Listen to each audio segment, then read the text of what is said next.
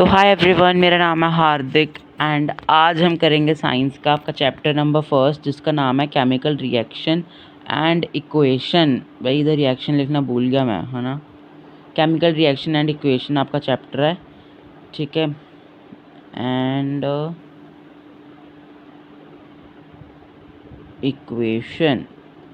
Equation, ठीक है। So class start होने से पहले सबसे पहले तो अगर आप आए हो क्लास में, क्लास छोड़ के बिल्कुल भी नहीं जाना, ठीक है। ये चैप्टर मैं आपका बिल्कुल अच्छे से ना क्लियर करा दूंगा, कोई डाउट नहीं रहेगा आपको इस चैप्टर के अंदर, ठीक है। बस अब आप अगर क्लास में आ गए हो, क्लास छोड़ कर नहीं जाना, मेरे से प्रॉमिस कर लो। पूरी क्लास देखोगे, मैं आपका ज़्यादा टाइम नहीं लूँगा। कोशिश करेंगे 20 से लेके 25 मिनट्स तक हम अपनी अपनी क्लास ओवर कर दें। लंबी हो सकती है बिकॉज चैप्टर आपका थोड़ा सा लेंदी है, ठीक है। सो मैं बिल्कुल ही क्रिस्प सिंपल तरीके से ना, सिंपल वे से आपको सब कुछ समझाऊंगा, कुछ टफ नहीं करेंगे, बिल्कुल सिंपल समझाऊंगा। बिकॉज मैंने भी अपना 2026 में बोर्ड एग्ज़ाम्स दिए हैं अपने क्लास 10th के, and science is my also favourite subject you can say. So अब हम स्टार्ट करते हैं। मैं आपके लिए नोट्स लेके आया हूँ, ठीक है। सो स्टार्ट करते हैं chapter chemical reaction and equation, ठीक है। साइंस का ये हमारा है लेक्चर 1, ठीक है। सो स्टार्ट करते हैं। बिल्कुल नोट्स लेके आए हो आप लोगों ने, बस आपको नोट्स रिवाइज करने हैं क्लास के बाद। सो लेट स्टार्ट, बिल्कुल टाइम नहीं वेस्ट करेंगे, चलो शुरू करते हैं। बस एक सेकेंड, हाँ चलो शुरू करते हैं। Chemical reaction and equation. Chemical reaction क्या होता है? केमिकल रिएक्शन एक प्रोसेस होता है जिसमें कि हमारे नया केमिकल कुछ फॉर्म होता है। मान लो यहाँ पे मैंने H+O2 किया, ये बन गया H2O। अब देखो H अलग था, O अलग था, और ये जो सब्सटेंस बना ये अलग है, ठीक है। सो केमिकल रिएक्शन यही होता है कि जिससे नया सब्सटेंस बनता था। मान लो जैसे कि बर्निंग ऑफ पेपर है, ठीक है। मैंने पेपर को बर्न किया, ठीक है। पेपर को मैंने बर्न करके उसका कुछ बना दिया। मतलब देखो पेपर था, पेपर को बर्न किया, ठीक है। तो वो एक ब्लैक कलर की ऐश बन गई होगी, ठीक है।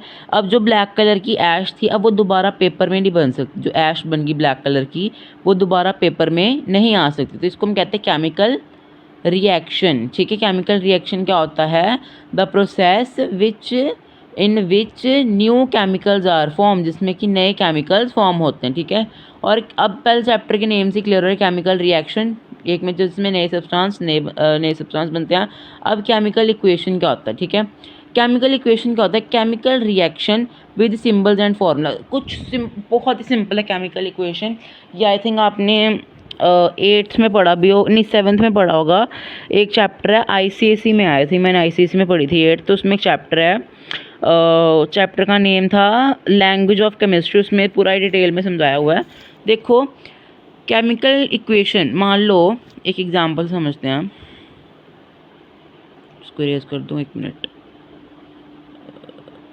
देखो मान लो वो मैंने लिखा when hydrogen reacts with oxygen it forms water, ठीक है। ये मैंने इतनी बड़ी लाइन लिखी। अब मैं इस लाइन को छोटे तरीके से भी लिख सकता हूँ, ठीक है। Hydrogen plus oxygen gives H2O gives water. बस इसी को कहते हैं हम अपनी केमिकल इक्वेशन, ठीक है। इसको कहते हैं हम केमिकल इक्वेशन। जब इस बड़ी सी लाइन को मैंने छोटे से क्रिस्प फॉर्म में केमिकल फॉर्मूले के थ्रू, सिंबल्स के थ्रू रिप्रेजेंट किया, ठीक है। देखो chemical reaction with symbol and formula हम रिप्रेजेंट करते हैं। देखो जैसे कि H2+O2 क्या बन गया? H2O। ये बैलेंसिंग भी आपको मैं भी समझाऊंगा इस चैप्टर में से, ठीक है। ये भी कुछ टर्म्स देख लो। AQ होता है सॉल्युबल इन वाटर, PP होता है तो insoluble in water, S solid. ऐसे मतलब ऐसे ऊपर ऐसे एरो का निशान होना मतलब कि गैस निकल रही है, इवोल्यूशन ऑफ गैस। अब देखो बैलेंस्ड केमिकल इक्वेशन, ये बहुत इंपॉर्टेंट टॉपिक है। इसमें से 1 या 2 नंबर का क्वेश्चन आता होता है पेपर में। देखो ये मैं आपको नीचे समझाता हूँ वाइट शीट पे। देखो टॉपिक है बैलेंसिंग, बैलेंसिंग, ठीक है। देखो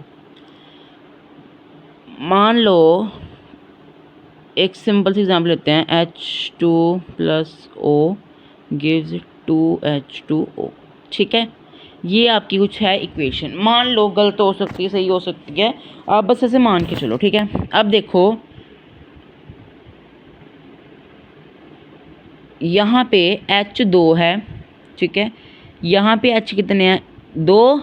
यहाँ पे H2 हैं, नहीं, यहाँ पर H टोटल 4 हैं। देखो 2 2 ज़ा, एक 2 ऊपर है एक 2 नीचे, दोनों मल्टीप्लाई उधर से नीचे होता है ना, 2 2 ज़ा 4, यहाँ 4 है यहाँ 2 है, तो इसके आगे क्या लग जाएगा? 2 2 2 ज़ा 4, 2 2 ज़ा 4, बैलेंस्ड। यहाँ पे ऑक्सीजन के आगे मान लो 1 है, अगर कुछ नहीं होता 1 है, 1 है ऑक्सीजन के आगे नंबर, ठीक है।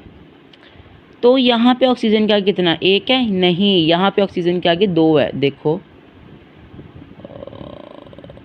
यहाँ पे ऑक्सीजन देखो, सॉरी यहाँ पे H2O था ना, यहाँ पे जो ऑक्सीजन है ना, ये जो 2 है ना इस साथ मल्टीप्लाई, मतलब यहाँ पे 1 है, 2 1 ज़ा 2, क्लियर है।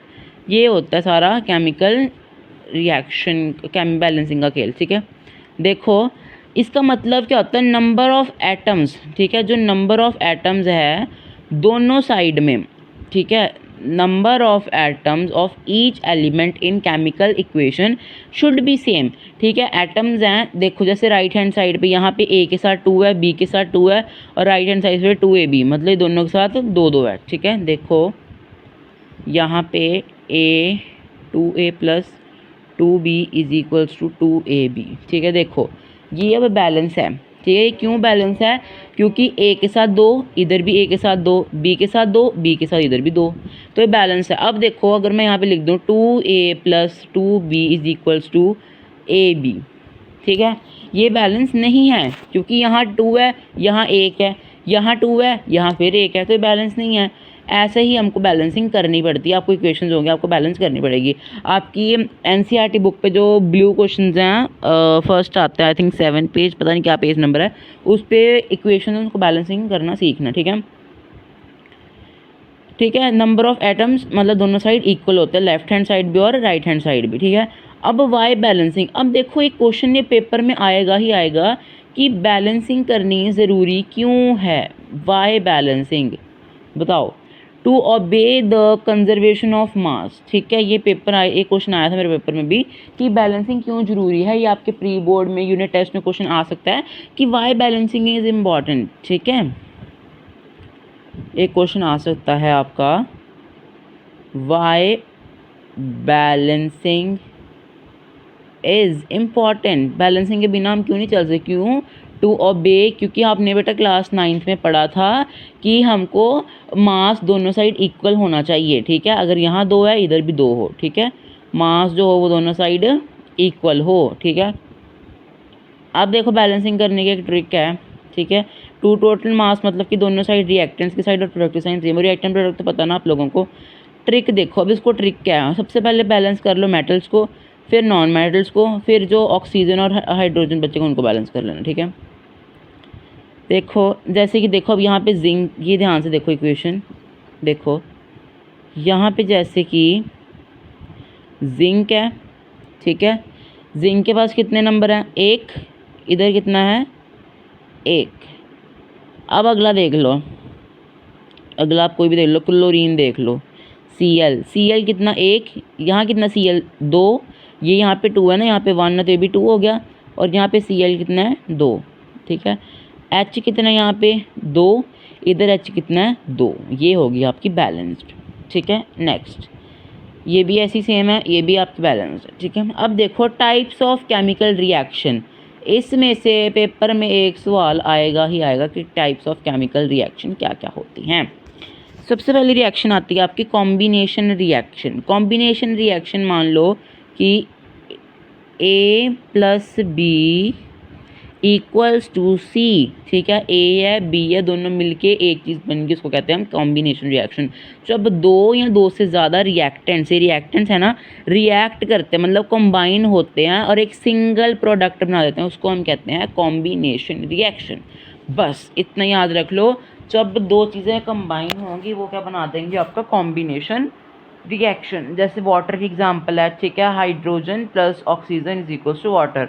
अब इसमें हाइड्रोजन और ऑक्सीजन रिएक्ट होके, दो रिएक्टेंट्स है ना, दो रिएक्टेंट्स हो और एक सिंगल प्रोडक्ट बने, उसको कहते हैं हम कॉम्बिनेशन रिएक्शन।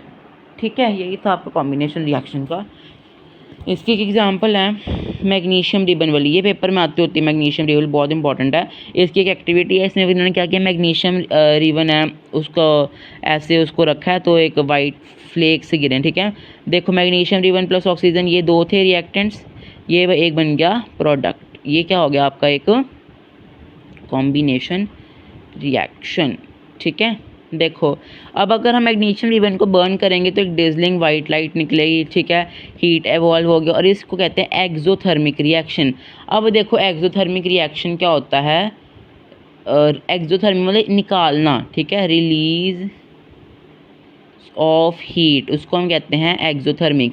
और जो एंडोथर्मिक होता है उसको कहते हैं एंटर। अच्छा अब ये हम आगे पढ़ेंगे एंडो, ठीक है। एक्सो समझ लग गया, रिलीज ऑफ हीट, हीट को निकलना बाहर से, ठीक है, हीट को निकालना। नेक्स्ट एक और एग्जांपल है, ठीक है, कैल्शियम ऑक्साइड को वाटर के साथ रिएक्ट देगा बने कैल्शियम हाइड्रोक्साइड और ये साथ में H2 निकल, ठीक है। अब यहाँ पे क्विकलाइम है वो बहुत जल्दी रिएक्ट कर जाता है वाटर के साथ, टेम्परेचर राइज हो जाएगा, एक बन जाएगा एक्सोथर्मिक रिएक्शन। जब बेटा टेम्परेचर बढ़ता है तो हीट भी उतनी निकलती है, जब हीट निकलती तो वो तब क्या हो जाता है एक्सोथर्मिक रिएक्शन, ठीक है। ये एग्जाम्पल है थोड़ी बर्निंग ऑफ कोल की, ठीक है, कोल जब बर्न होता है तब क्या निकल, देखो जब हम कोल को बर्न करते हैं, जब हम कोल को बर्न करते हैं तो क्या निकलता है, क्या निकलता है बोलो, एयर, एयर नहीं कह सकते, वो निकलती है। कोल को बर्न करोगे तो क्या निकलेगी, ऑक्सीजन के अंदर बर्न करोगे तो क्या निकलेगी, एक गैस निकलती है, ठीक है, CO2। अब यहाँ पे G क्यों लिखा है, क्योंकि एक गैस निकलती है, ठीक है। सो नेक्स्ट आ जाओ, नेक्स्ट आता है नेक्स्ट टाइप ऑफ रिएक्शन हमारे पास डीकम्पोजिशन रिएक्शन। डीकम्पोजिशन रिएक्शन क्या होता है, अब कॉम्बिनेशन का उल्टा, ठीक है। कॉम्बिनेशन में क्या था, देखो देखो कॉम्बिनेशन में क्या था, कॉम्बिनेशन में था दो चीज़ें रिएक्ट हुई, एक सिंगल चीज़ बनाई, ठीक है, ये था कॉम्बिनेशन का। डीकम्पोजिशन में क्या हो गया, डीकम्पोजिशन में क्या होगा, एक ही बड़ी चीज़ है, मान लो ABC गिव्स A+B+C, ठीक है, एक बड़ा मॉलिक्यूल जब छोटे छोटे छोटे छोटे टुकड़ों में बट जाता है उसको हम कहते हैं डीकम्पोजिशन, ठीक है, ये पढ़ सकते हो। One reactants broke into two or more products is called decomposition reaction. इसमें अभी ना डीकम्पोजिशन की 3 टाइप्स हैं। डीकम्पोजिशन में आपको पहले बताना भूल गया, बहुत ही इंपॉर्टेंट है, ये बहुत ही ज़्यादा इंपॉर्टेंट है, ठीक है। डीकम्पोजिशन रिएक्शन इसकी 3 टाइप्स आती हैं। एक आती है थर्मल, थर्मल के 3 इक्वेशंस हैं, ठीक है। थर्मल के बाद इलेक्ट्रोलाइसिस, इसकी भी एक इक्वेशन है, ठीक है। और फिर आती है फोटो, इसकी भी 2 इक्वेशन। ये आपको इक्वेशन सारी लर्न करनी पड़ेंगी, पेपर में सवाल आता है इसके ऊपर, ठीक है। देखो पहले थर्मल, थर्मल मतलब कि देखो देखो हमने इतना सोच लिया कि एक बड़ा सब्सटेंस है ABC, उसको तोड़ना, A में B में मतलब छोटे छोटे सब्सटेंस में उसको तोड़ना, उसको कहते हैं डीकम्पोजिशन। अब तोड़ते किससे हैं, पहला थर्मल में हीट से तोड़ते हैं, ठीक है। ये इतना था कैल्शियम, कैल्शियम कार्बोनेट था लाइमस्टोन, इसको पहले इसमें तोड़ा फिर इसमें तोड़ा। इसमें फेरस सल्फेट था, पहले इसको फेरस ऑक्साइड में तोड़ा फिर फेरस में फिर इसमें तोड़ के ऐसे तीनों इक्वेशंस आपको लर्न करनी पड़ेंगी, ठीक है। ये तीनों थर्मल डीकम्पोजिशन रिएक्शन। और ये एंडोथर्मिक है, इनके अंदर हीट आ रही है, देखो हमको हीट देनी पड़ रही है ना, तो ये एंडोथर्मिक है। एंडोथर्मिक मतलब जिसमें हम हीट देते हैं, मतलब हीट अंदर आती है, ठीक है। ये एक पॉल्यूटेंट है सल्फर, ठीक है। नेक्स्ट और किससे तोड़ते हैं, इलेक्ट्रोलाइसिस, इलेक्ट्रोलाइसिस मतलब पानी से तोड़ना। एक हमने हीट से तोड़ने का पड़ा, एक पानी से, मतलब ये देखो H2O है, इसको इलेक्ट्रोलाइज किया, H2 अलग हो गया, O2 अलग हो गया, ठीक है। इनका जो वॉल्यूम ऑफ गैस होता है 2:1 में होता है और मास रेशो होती है 1:8 में, ठीक है। प्योर वाटर, एक ये क्वेश्चन आता होता है रीजन में, ठीक है, ये क्वेश्चन आता होता है, ठीक है। जो प्योर वाटर है वो पुअर कंडक्टर ऑफ इलेक्ट्रिसिटी है, ठीक है। क्यों है, ठीक है, वाई पुअर वाटर, क्यों, क्योंकि उसके अंदर वो होते हैं मिनरल्स वगैरह नहीं होते, ठीक है। इसको याद रखने की एक टेक्निक है पाओ, ठीक है। P से पॉजिटिव, A से एनोड, O से, देखो जैसे कि आपके यहाँ पे एक बुक में एक्सपेरिमेंट है, ऐसे से बुक में से देखना, ठीक है। इधर से कुछ होगा ना, तो सबसे पहले ये एक होती है एनोड साइड, एक होती है कैथोड साइड, ठीक है। जो एनोड होती है ना, एनोड, ये एनोड ये पॉजिटिव होती है, ठीक है। इसमें से ये पॉजिटिव होती है और इसमें से ऑक्सीजन निकलती है, इसको एनोड बोलते हैं। और जो कैथोड होती है उसमें से हाइड्रोजन निकलती है, ठीक है। बुक में डायग्राम में देख लो, बहुत ईजी है, ठीक है। फोटोकेमिकल डिकम्पोजिशन में क्या होता है कि जब लाइट से हमारा जो सब्सटेंस है वो ब्रेक होता है, ठीक है। जैसे कि सिल्वर क्लोराइड था, ये मेरे प्री बोर्ड में क्वेश्चन आया था, ठीक है। सिल्वर क्लोराइड है, उसको पहले तोड़ तोड़ के इससे थोड़ा सनलाइट खेल से, ठीक है। ऐसे ये है, ठीक है। सिल्वर ब्रोमाइन है, इसको भी तोड़ दिया सिल्वर और ब्रोमाइन में, ठीक है। ये क्वेश्चन आता होता है, ये कहाँ पे यूज है, ब्लैक एंड वाइट फोटोग्राफी में, ठीक है। होप इतना आपको क्लियर हो गया होगा। नेक्स्ट आ जाओ। नेक्स्ट आता है डिस्प्लेसमेंट रिएक्शन, ठीक है। डिस्प्लेसमेंट रिएक्शन में क्या होता है कि ऐसे स्विच हो जाता है, ऐसे शुक, ऐसे याद रखना। देखो जैसे कि मान लो उधर नीचे समझाता हूँ आपको, डिस्प्लेसमेंट, देखो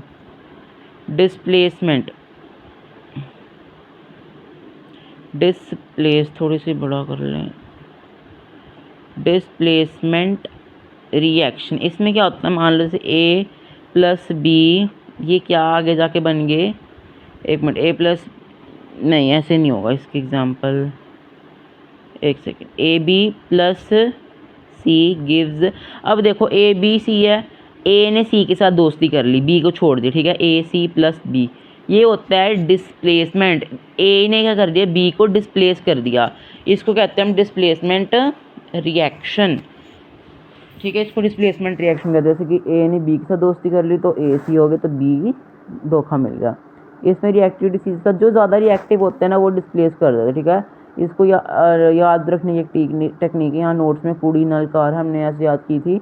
कैटरीना ने कार मांगी ऑल्टो ज़ेन, ये देखो कैटरीना ने कार मांगी ऑल्टो ज़ेन फरारी, फिर भी हाय क्यों मांगी AGAU, हमने ऐसे याद की थी। जो ऊपर वाले हैं ना ये मोस्ट रिएक्टिव होते हैं और ये जो नीचे वाले होते हैं लीस्ट रिएक्टिव होते हैं, ठीक है। और देखो अब कोई रिएक्शन में अगर ये नीचे वाले आएंगे ना तो जो ऊपर वाले होंगे ना इनको डिस्प्लेस कर देंगे। नेक्स्ट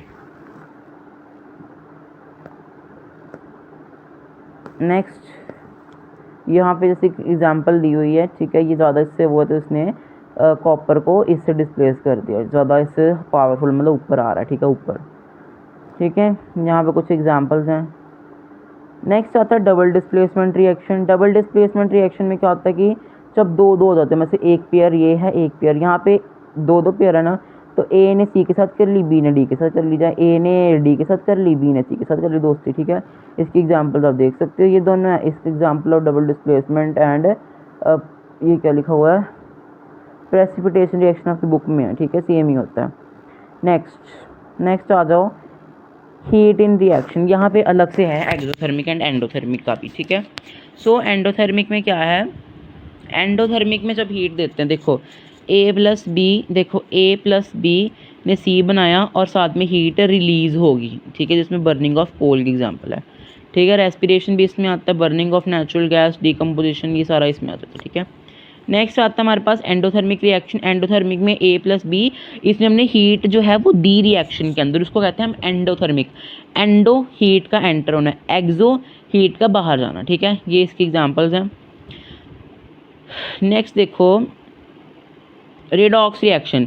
रेडॉक्स रिएक्शन क्या होता है, जिस रिएक्शन में ऑक्सीडेशन और रिडक्शन रिएक्शन दोनों अक्कर हों, ठीक है। ऑक्सीडेशन का मतलब होता है लूज ऑफ, ऑक्सीडेशन का मतलब होता है गेन ऑफ ऑक्सीजन, ठीक है, गेन ऑक्सीजन का आना और हाइड्रोजन का निकलना, ठीक है। देखो और रिडक्शन होता है कि लूज ऑफ ऑक्सीजन, ऑक्सीजन का निकलना और हाइड्रोजन का गेन होना, ठीक है। ये था इसमें, सॉरी, ठीक है, ये था इसमें। नेक्स्ट आता है आपका, ये इसकी एग्जांपल है, देखो जिंक है, जिंक ऑक्सीडाइज था, इधर जाके उसने ऑक्सीजन खो दिया, ए सी था, इधर जाके इसको ऑक्सीजन मिल गई, ठीक है। ये इसकी एक एग्जांपल है, ठीक है। नेक्स्ट आता है corrosion and rancidity. I think इस बार आपके सिलेबस में नहीं है, बट हम एक बार फिर भी देख लेते हैं, कुछ पता नहीं होता CBSE का, बिकॉज एक बार अभी इस साल ही क्या हुआ था कि बुक में ACDC वाला टॉपिक नहीं था लास्ट चैप्टर में, वो मैग्नेटिज्म वाले में, बट पेपर में आया था वो टॉपिक, ठीक है। तो आप एक बार समझ लो, बाकी अगर नहीं है तो बट फिर भी समझ में कुछ नहीं जा सकता, समझ लेना, कुछ भी हो सकता है, आ भी सकता है, ठीक है।